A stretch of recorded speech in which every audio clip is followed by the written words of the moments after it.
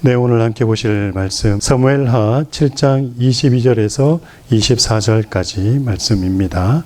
사무엘하 7장 22절에서 24절까지 말씀입니다. 다 찾으신 줄 알고 한 목소리로 함께 봉독하시겠습니다. 그런즉 주 여호와여, 주는 위대하시니 이는 우리 귀로 들은 대로는 주와 같은 이가 없고 주 외에는 신이 없음이니이다. 땅의 어느 한 나라가 주의 백성 이스라엘과 같으리이까? 하나님이 가서 구속하사 자기 백성으로 삼아 주의 명성을 내시며 그들을 위하여 큰 일을, 주의 땅을 위하여 두려운 일을, 애국과 많은 나라들과 그의 신들에게 구속하신 백성 앞에서 행하셨사오니, 주께서 주의 백성 이스라엘을 세우사 영원히 주의 백성으로 삼으셨사오니 여호와여, 주께서 그들의 하나님이 되셨나이다. 아멘. 지난 시간에 우리는 하나님께서 이스라엘 역사 속에 들어오셔서 어떻게 하나님 나라를 세워 가셨는지를 이야기했습니다. 하나님은 한 사람 아브라함을 부르셔서 아브라함 되게 하시고 그를 통해 큰 민족을 만드사 그 민족으로 이 땅에 하나님 나라를 시작하셨습니다. 역사와 시간을 초월하신 하나님께서, 보이지 않는 하나님께서 인간의 시간과 역사 가운데 들어오셔서 하나님 나라를 시작한 것이 바로 이스라엘 민족의 역사다라는 겁니다. 그리고 이스라엘 민족은 나라를 이루어 사사들과 이스라엘 최초 왕정 국가를 시작한 사울 왕을 통해 이스라엘을 다스리고 통치하시는 분은 하나님이심을 분명히 하셨습니다. 하지만 오랜 시간 사사들과 그리고 사울 왕은 자신들은 대리 통치자일 뿐 이스라엘 백성을 통치하시고 다스리는 분이 하나님이심을 드러내지 못했습니다. 하나님께서 이스라엘 백성들에게 오셔서 그리고 그 이스라엘 백성들을 통치하시면서 이스라엘 백성들을, 이스라엘 민족을, 이스라엘 국가를 다스리는 분이 하나님이심을 분명히 드러내 보이셨는데, 그 대신 그 드러내심은 대리 통치자인 사사들과 또 이스라엘의 최초의 왕인 사울 왕을 통해서 하나님이 직접 통치하심을 드러내게끔 하셨는데, 사사들과 사울 왕은 그렇게 하지 못했다라는 겁니다. 하지만 사울의 왕위를 이어받은 다윗은 이런 면에서 크게 성공한 왕이었다라는 겁니다. 다윗은 그의 7위 기간 동안 하나님의 왕권을 성실히 인정하고 여호와 하나님의 왕되심을 늘 확인해 드렸던 왕이었다라는 겁니다.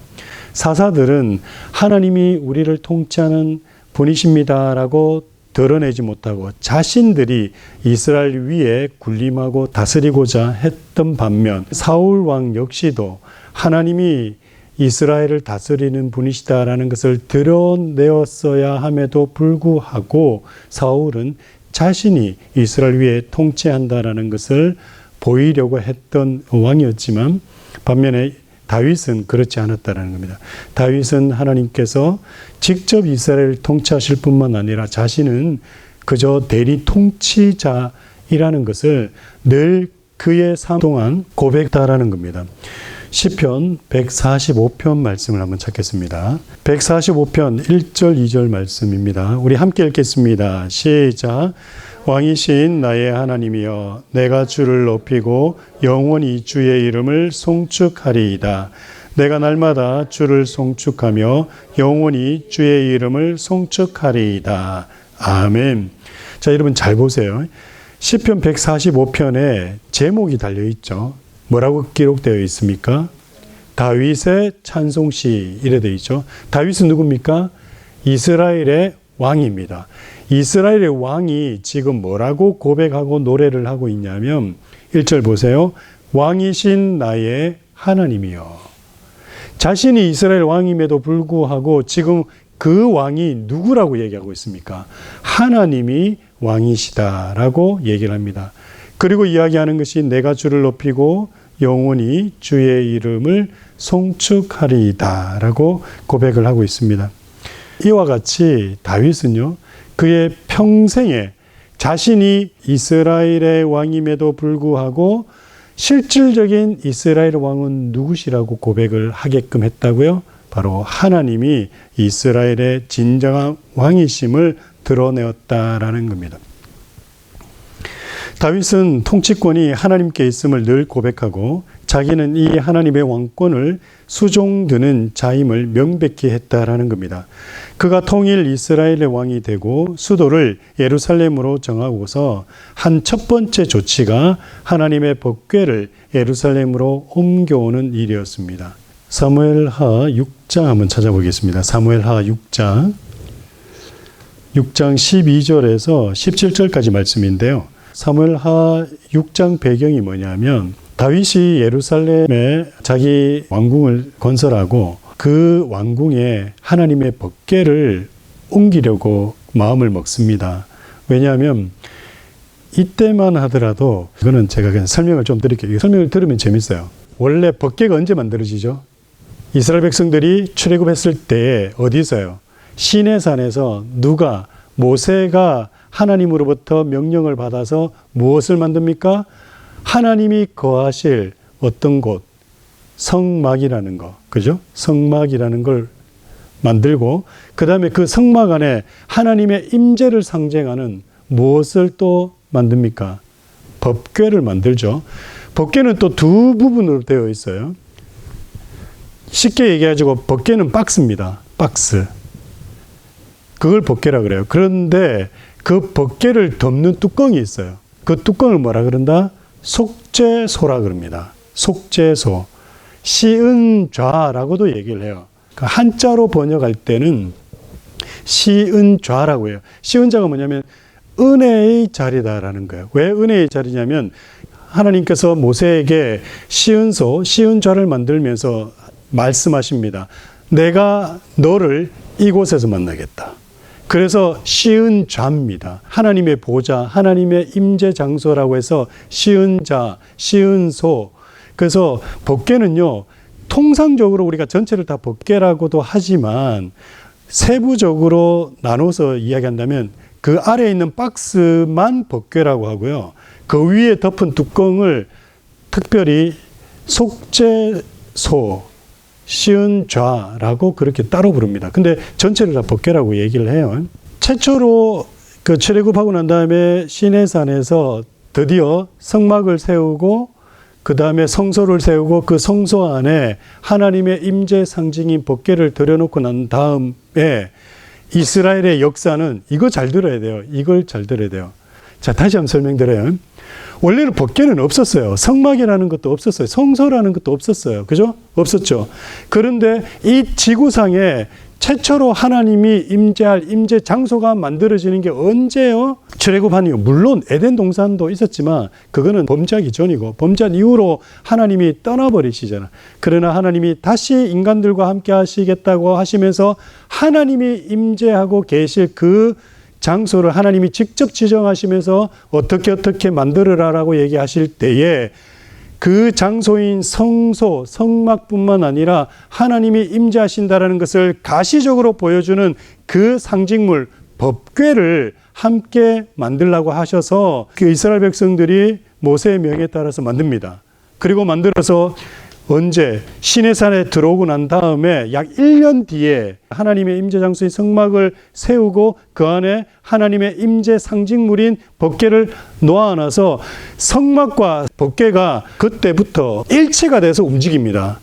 성막이 가는 곳에 법궤가 같이 가고요. 법궤가 가는 곳에 또 성막은 늘고 분리가 되지 않았어요. 그런데 이게요, 출애굽하고 난 다음에 가나안 땅에 들어가서 거진 410년이라는 시간이 흐르고 난 다음에 어떤 일이 일어납니까? 엘리 제사장 시대, 그러니까 우리가 잘 알고 있는 사무엘이 어렸을 때 제사장으로 불림받고 그때 엘리라는 제사장이 있었는데 그때까지만 하더라도 성막 안에 법궤가 있어요. 그런데 어떤 일이 일어나죠?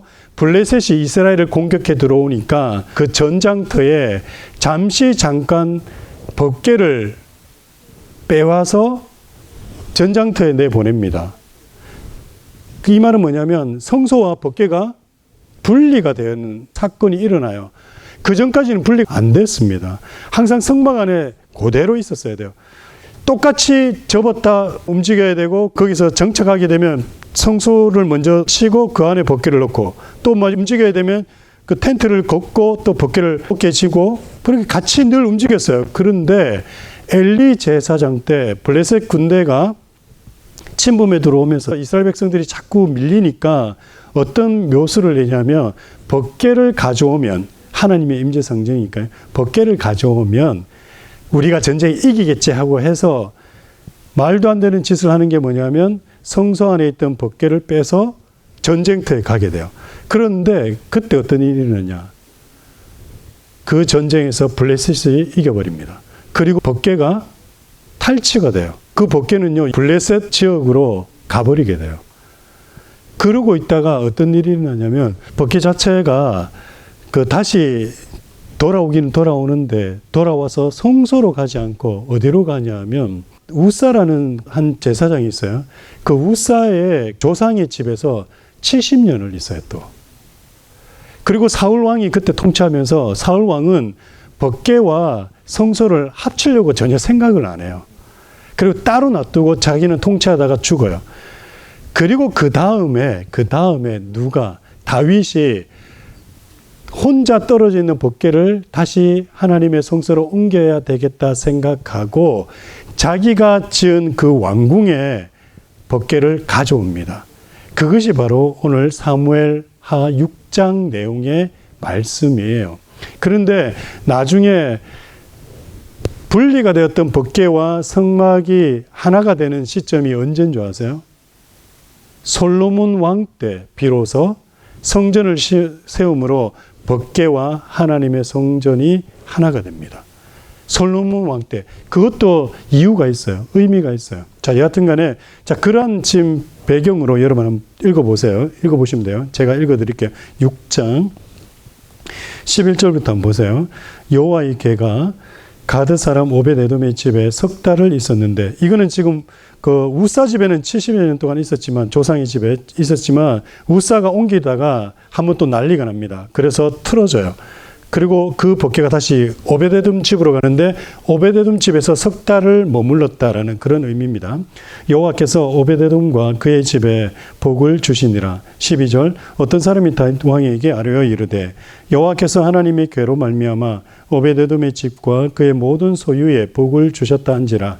다윗이 가서 하나님의 궤를 기쁨으로 메고 오벳에돔의 집에서 다윗성으로 올라갈새 여호와의 궤를 맨 사람들이 6걸음을 가매 다윗이 소와 살찐 송아지로 제사를 드리고 다윗이 여호와 앞에서 힘을 다하여 춤을 추는데 그때 다윗이 배 에봇을 입었더라. 지금 이게 뭐냐면 법궤가 무엇의 상징이라고 그랬죠? 하나님의 임재, 하나님의 임재, 그 상징물이라고 그랬죠. 하나님의 임재 장소의 상징물은 성막, 그죠? 나중에는 성전이 되지만 법궤 자체는 하나님 존재 자체, 하나님의 임재를 의미한다라고 말씀을 드렸죠. 이해되세요? 그래서 제가 언젠가는 여러분들하고 다 같이 얘기해요. 성막 구조를 또 잘 보면요, 오늘날 여러분들이 왜 기도해야 되는지를 알 수 있어요.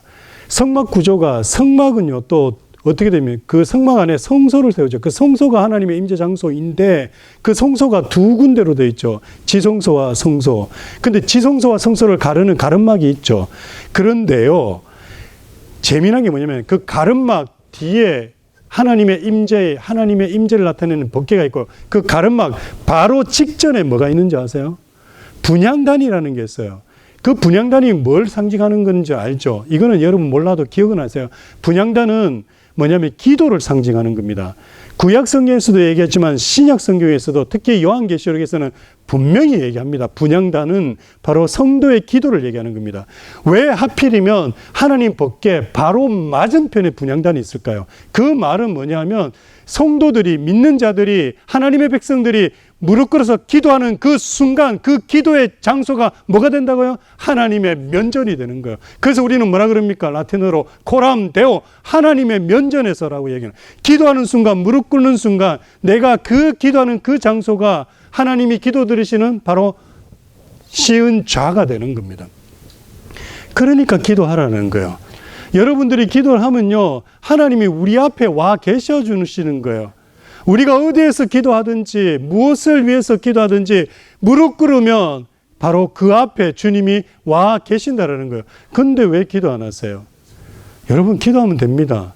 많은 분들이 기도가 무슨 소용이 있냐고, 기도해도 되냐고 그런 얘기를 합니다. 아니요, 그거는 기도 안 해보니까 그래요. 기도해 본 사람은 압니다. 기도하면 응답받는다는 거, 기도하면 하나님이 들으신다라는 거.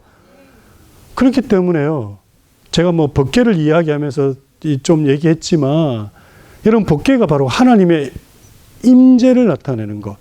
그래서 오늘날도 마찬가지로 우리가 기도하면요, 기도하는 그 바로 내 앞에 주님이 내 기도 들으시겠다고.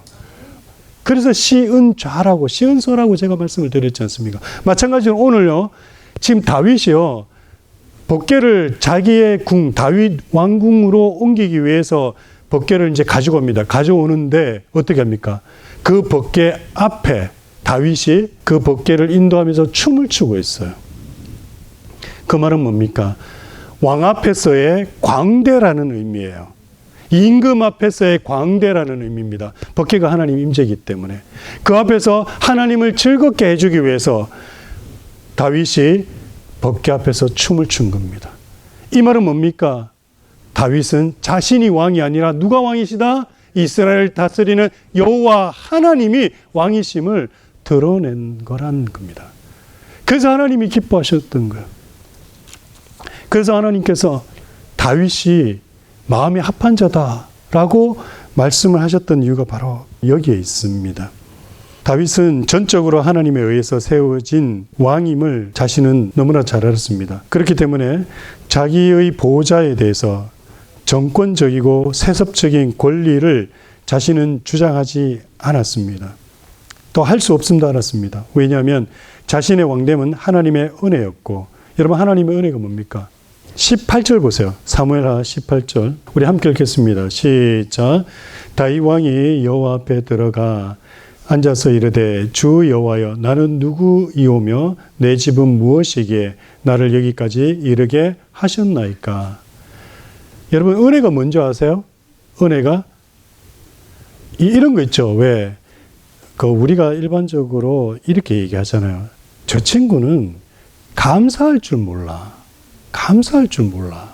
여러분, 그게 뭐예요? 자신이 은혜를 받았으면 은혜 받음에 대해서 내가 그 은혜를 받을 자격이 없는데도 불구하고 누군가가 내게 호의를 베풀었다라는 그거에 대한 반응, 그것이 바로 우리가 감사하고 그 은혜에 대한 반응이에요. 그 은혜라는 것은 뭐냐면요, 받을 자격이 없는 자에게 값없이 베푸는 것을 은혜라 그럽니다. 그리고 높은 사람이 아랫사람에게 무한한 사랑으로 베푸는 것을 은혜라고 합니다. 지금 다윗은요, 자기가 왕이 될 수 있는 조건이 하나도 없었어요. 그럼에도 불구하고 하나님이 사울 왕을 패배하고 다윗이 자신을 세운 그 큰 은혜를 잊지 않았던 거예요. 하나님의 호의를 잊지 않았던 거예요. 그래서 사무엘하 7장 18절에서 얘기하는 거예요. 주 여호와여, 나는 누구오며 내가 지금 누구냐는 거예요. 내 집은 무엇이기에 나를 여기까지 이르게 했습니까? 이게 하나님의 은혜를 깨달은 자들의 고백입니다. 그래서 우리는 어떻게 해야 됩니까? 우리의 모든 영광은 누구에게 돌리는 겁니까? 하나님께 돌리는 겁니다. 아멘. 이걸 라틴어로 제가 가르쳐 드렸죠. 뭐라고 얘기한다고? Soli Deo Gloria. 모든 영광 하나님께. 우리의 삶이 이래야 됩니다. 다윗처럼 이래야 돼요. 물론 다윗이 자기 스스로 그래 한 건 아니에요. 이따가 또 설명을 드릴 겁니다, 제가. 하지만 다윗과 같이 우리 역시도 지금까지 내 삶을 인도해 주신 그 모든 하나님의 은혜를 영광 돌릴 수 있어야 됩니다. 그러므로 하나님의 주권적 역사에 순종해 드리는 것이 바로 자신이 해야 할 일이었음을 잘 알고 있었다라는 겁니다. 다윗은 자기의 왕권을 굳게 세우려고 하기보다 하나님의 왕되심을 더욱 굳게 하였습니다.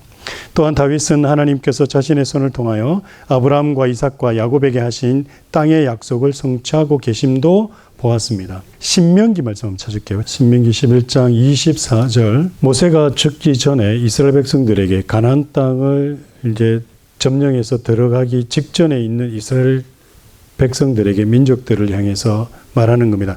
우리 함께 읽겠습니다. 시작.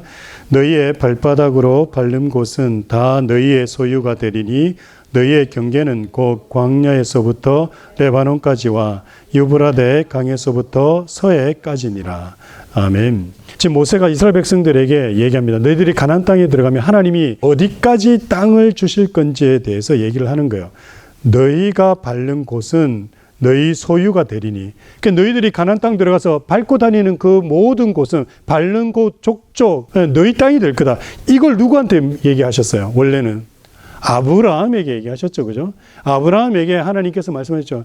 동서남북으로 걸어봐라. 내가 네가 걷는 그 땅을 다 네게, 네 후손에게 주겠다라고 얘기를 하시죠. 그러면서 이스라엘 민족들에게도 똑같이 얘기를 하시는 거예요. 지금 네가 밟는 곳은 다 너희 소유가 되리니 너희 경계는, 지경은, 바운더리는 어디요?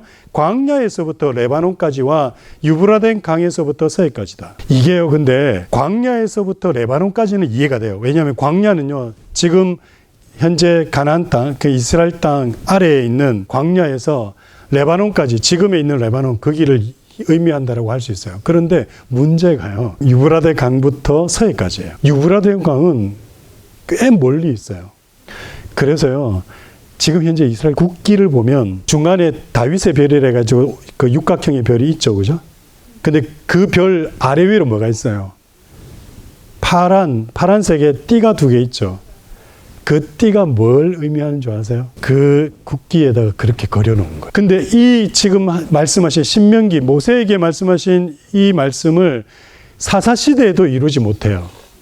그리고 이스라엘의 초대 왕이었던 사울 왕 때도 다 점령하지 못해요. 근데 어디 가서 어느 왕 때 지금의 근접한 모든 땅을 가지게 되냐면 다윗 왕 때 하나님께서 약속하신 땅을 다 주십니다. 다윗은요, 하나님께서 자신을 왕으로 세워서 자신의 손을 의탁해서 미정복한 땅을 다 정복하고 블레셋까지 제압하심으로 조상들에게 하신 땅에 대한 약속을 이루시고 자손에 대한 약속을 이루심으로 그 백성들에게 평안을 선사하실 것이라는 것도 잘 알고 있었다라는 겁니다. 그래서 이 일을 위해서 이스라엘 역사에서 다시 없는 대용사들을 다윗에게 위탁하셨음도 다윗은요, 잘 알고 있었습니다. 역대상 11장 말씀 한번 찾아보세요. 여러분들은 혹시 성경을 읽으면서 이상하게 느껴진 부분들이 있으신 적은 없으셨습니까? 저는 성경을 읽으면서요,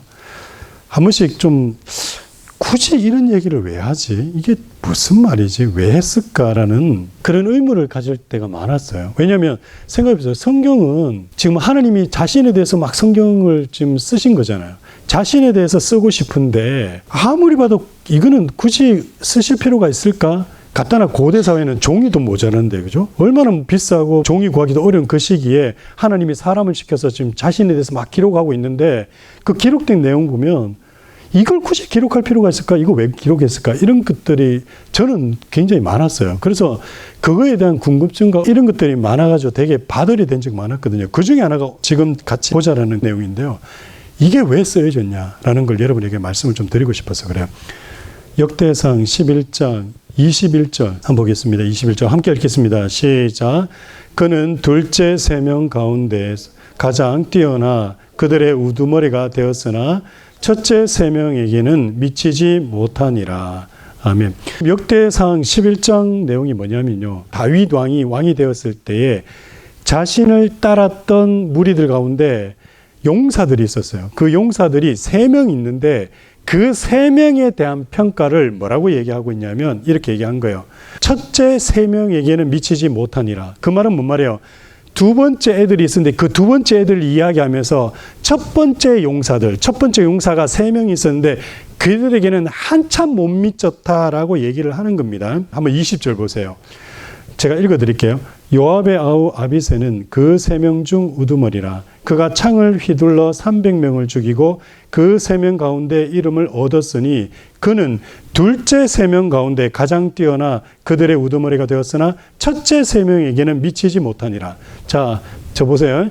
지금 다윗한테 용맹한 용사들이 있었는데 첫째 3명이 있었고 그 다음에 두 번째 3명이 있었어요.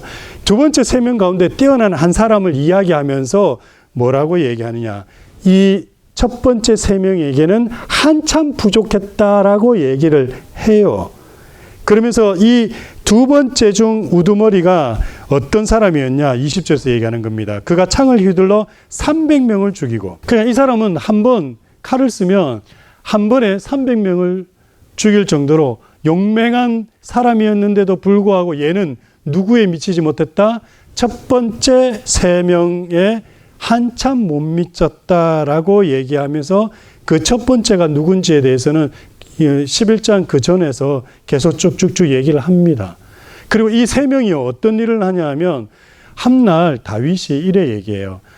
다윗이 내 고향이 저 베들레헴인데 저 베들레헴에 지금 현재 블레셋이 점령해 가지고 있었어요. 근데 내 고향 베들레헴에 가서 내가 어렸을 때부터 마셨던 우물을 마시고 싶다 그러니까 이 3명의 첫 번째 3명의 용사들이 다윗의 그 말이 끝나자마자 바로 쫓아가지고 블레셋 군대 몇만 명이 있는 블레셋 군대를 갖다가 그대로 통과해서 그 가서 물을 떠가지고 와요. 그리고 다윗한테 줍니다. 17절 보세요. 17절. 16절부터 제가 읽으면서 설명드릴 게 있습니다. 그때 다윗은 산성에 있고 블레셋 사람들의 진영은 베들레헴에 있느니라. 블레셋 군대가 지금 그 베들레헴에 있었다는 겁니다. 다윗이 갈망하여 이르되 베들레헴 성문 곁 우물물을 누가 내게 마시게 할꼬. 자기가 베들레헴 곁에 있는 그 우물물을 먹고 싶은 거예요. 왜냐하면 자기 고향이니까. 그런데 거기에 누가 있어요 지금? 이스라엘의 적수인 블레셋이 진치고 있잖아요. 그러니까 못 갈 거 아니에요.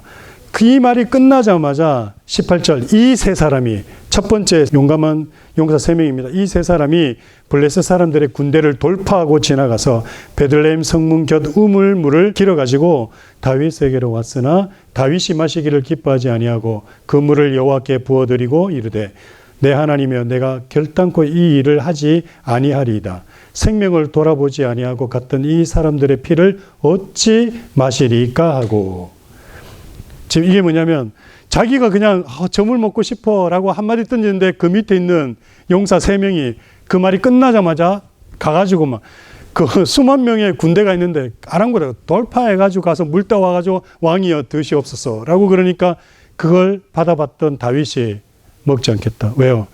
자신이 그냥 던진 한마디에 그 용사들이 가서 목숨 내어놓고 가서 그 물을 가져왔잖아요. 근데 지금 여기에서 이 얘기를 핵심이 뭐냐면 그 스토리에 우리가 감동받으면 안 돼요. 하나님께서 어떻게 하셨다고요? 사울 왕도 누구 때문에 죽었습니까? 블레셋 군대 때문에 죽었어요. 블레셋을 점령하지 못했어요. 그리고 사울 왕 때까지 블레셋이 늘 이스라엘을 괴롭혔어요. 사사시대 때는 더 했고요. 그런데 다윗 왕에 이르러서 어떻게 해요? 그 블레셋을 점령해 버립니다. 그리고 통일 왕국을 일으켜요. 땅도 다 점령해 버려요. 모세에게 약속하시니까 신명기 11장에 있는 그 말씀대로 그 땅을 다 차지하게 하기 위해서 다윗에게 누굴 하나님이 붙여주셨다? 용맹한 3명의 용사를 붙여주셨다.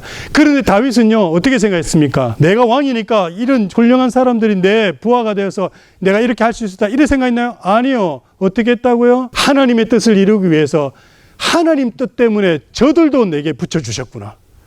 그래서 내가 그 물을 마시지 않겠다라고 고백을 한 거예요. 그러면서 나중에 각주를 다는 게 두 번째 애들은 첫 번째 애들보다도 훨씬 못하다라고 하면서 그 첫 번째 애들이 얼마나 용맹했고 또 그를 주신 이유는 바로 하나님의 뜻을 이루고자 그렇게 주셨다라는 것을 다윗이 이 사건을 통해서 고백하고 있는 내용이라는 거예요. 쓸데없이 다윗이 이룬 스토리를 기록하려고 이 비싼 종이에 기록한 것이 아니라 우물물 사건을 기록한 이유는 바로 뭐냐? 그 땅을 점령하기 위해서 다윗에게 하나님이 붙여주신 그 사람들이었다라는 것과 함께 다윗은 그 물을 마시지 않겠다라고 고백함으로 하나님이 나에게 당신의 뜻을 이루기 위해서 이런 사람까지도 붙여주셨기 때문에 이 사람들의 피까지도 내가 헛되이 여기지 않겠다라는 고백으로 하나님이 왕이시다라는 것을 고백하고 있다라는 겁니다. 심지어 자기 주위에 붙여주신 것도 나를 위해서가 아니라 하나님의 영광을 드러내기 위해서.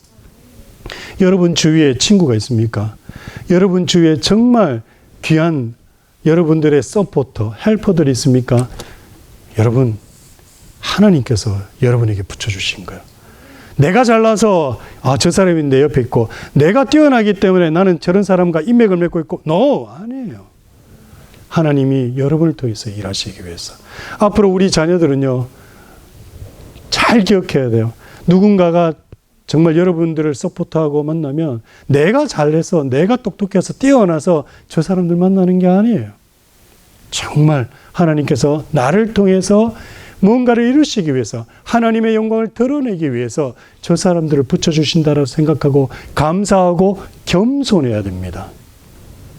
그걸 잊지 않는다면 분명 하나님은 우리를 크게 쓰실 겁니다. 지난주에 하나님 나라가 어떻게 인류의 역사 속에 시간 속에서 세워졌는지에 대해서 하나님은 한 사람을 선택하시고 그 한 사람이 한 민족을 이루고 그 한 민족이 한 국가가 되게 함으로 하나님께서 다른 어떤 나라도 아닌 그 선택한 그 나라의 실질적인 왕으로 역사하시고 통치하시면서 인류 안에 하나님 나라를 시작하셨습니다. 그 시작하신 하나님께서 사울 왕 때까지는 하나님의 왕대심이 잘 드러나지 못했는데 다윗 왕 때에 진정으로 실행이 됩니다. 그리고 다윗 왕 때 그렇게 되면서 하나님이 어떻게 하시냐면 원래는 진짜 하나님 나라가 이 땅 가운데 세워지게끔 메시아를 보내시겠다 했잖아요.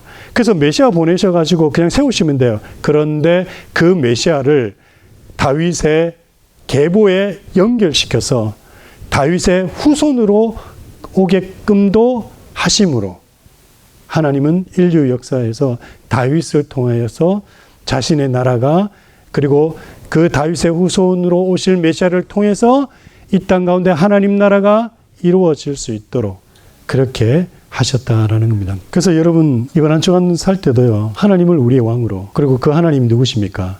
예수 그리스도죠. 예수 그리스도를 우리의 왕으로 모시고 살기를 소원합니다.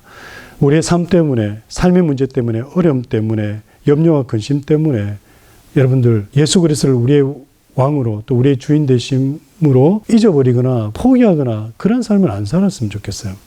제가 병원에서 일하면서 환자들에게 꼭 이런 말씀들을 줘요. 왜냐하면 환자들이 다 걱정하잖아요. 두려워하고.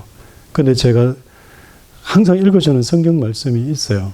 Do not be anxious about anything. 아무것도 염려하지 마라. Do not be anxious about anything. 아무것도 두려워하지 마라. But 그러나 in everything 모든 것 안에서 by prayer and petition 뭡니까? 모든 것 안에서 기도와 간구로, 그죠? With thanksgiving, 감사함으로 present your request to God.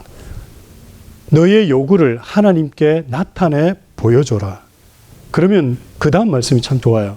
The peace of God, 하나님의 평강이 which transcend all understanding. 이게 뭐냐면요, 모든 우리의 생각과 이해를 초월하는 transcend, 초월하는 하나님의 평강이 will guard your heart, 당신의 마음과 your mind, 우리의 생각을 어떻게 한다고요? guard, 지키실 거다. 어디에서요? in Christ Jesus. 그러니까 여러분 염려하지 마세요. 이번 주도 걱정하지 마세요. 하나님께서 우리의 모든 것을 하십니다. 주님이 우리의 왕 되시고 주님이 우리의 삶의 주관자가 되십니다. 기도하겠습니다. 주님, 이번 한 주간도 주 예수가 우리의 임금과 왕이심을 고백하는 한 주가 될 수 있도록 아무런 염려와 근심과 걱정하지 아니하고 모든 염려를 주께 맡기고 오직 기도와 간구로 주님 앞에 구하면서 평강의 하나님이 우리를 지키심을 또 주께서 우리를 인도하심을 믿고 믿음으로 기쁘고 즐겁고 감사함으로 승리하는 한 주간 될 수 있도록 인도해 주옵소서. 감사드리며 예수님의 이름으로 기도드립니다. 아멘.